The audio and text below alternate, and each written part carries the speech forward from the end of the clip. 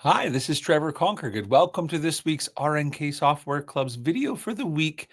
And this week we're going to learn about the Snap to options that are found in the Floriani software. And so if you're ready to get started, let's go ahead and bring my workspace nice and large. And so first of all, I'm going to point out that if I right click over top of the ruler workspace on the top or left side of your workspace, there's a menu.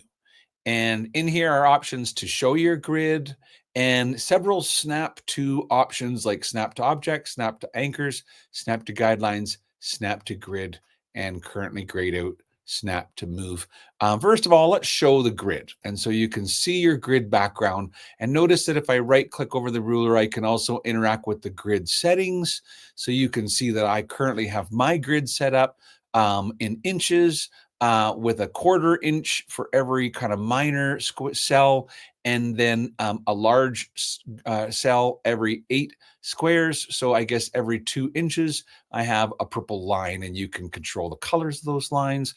Also in here, you can see your snap to options and turn them on and turn them off from within your options menu. But when you close it and then right click on the ruler space, you can quickly turn on snap to grid. And when I have snap to grid turned on, that means when I create something, it will use the grid to create. So if I choose the rectangle tool and I click to drag, all of my points will automatically snap onto the grid, and I'll make, perfect squares and rectangles that way. But it's the same if I'm doing an ellipse.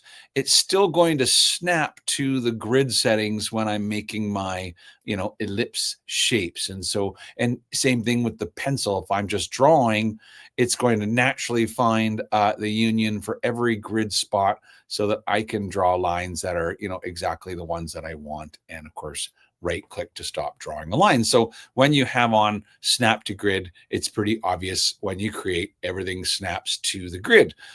If I right click and the next option is snap to guidelines, well, to show guidelines, maybe what I'll do is actually hide the grid for a moment, just to demonstrate. A guideline is when you click on your ruler and drag to bring in a specific line, and you can click on the left-hand ruler to bring in guidelines from the left, and you can bring in as many guidelines as you want to. You can, use your rulers at the top to align them, for perfect spacing and everything, and you can bring in as many as you want to. And now if I start with my pencil and I start to click, it will snap to my guideline lines. And so it's able to see, where my guidelines are, and I can snap onto a guideline anywhere I want. So that's snap to guidelines. And if you're using guidelines, you may also notice at the bottom, there's a remove guidelines option, and that will clean up, and get rid of all the guidelines when you're done with using them. Of course, the grid is always available to kind of like show on or off again. The next option is called snap to anchors.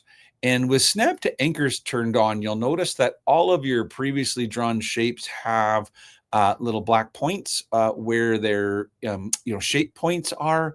And now if I was to use my pencil to draw, I could pick up that black point and it would snap to it, and it would snap to that one as well.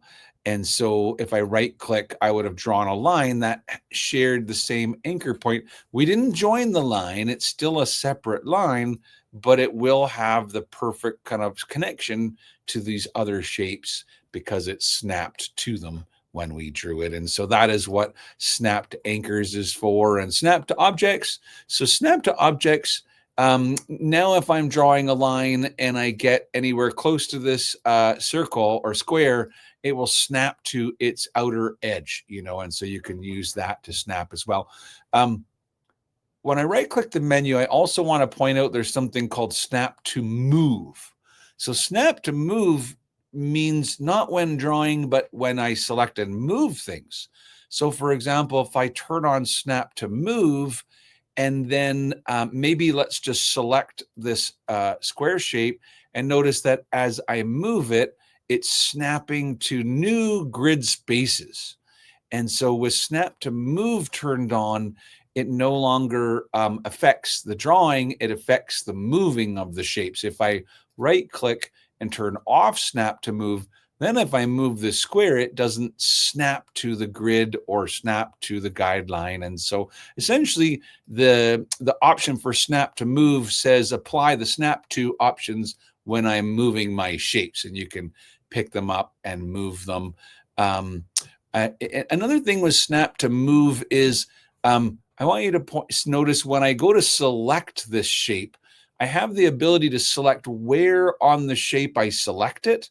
And so now, for example, if I come to here, let's turn off snap to grid and turn off snap to guidelines and turn off snap to anchors. So if I select this square and I move it, it will snap to this line where I picked up the square. So notice if I pick up the square at this point, then it could snap to another object by a specific point that I had selected. And so there's a lot of really interesting settings when it comes down to the snap to options. And so this was a great video to watch to review all of the settings in your snap to menu, and hope you enjoyed this week's RNK Software Club's video for the week and have fun practicing with your snap to options. Until next week, have a great day and thanks for watching.